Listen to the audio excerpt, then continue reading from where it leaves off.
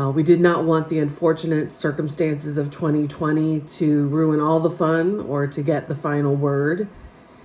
And so it is important that we continue with the fun and tradition of the Brawley Cattle Call, and specifically the Cattle Call Parade,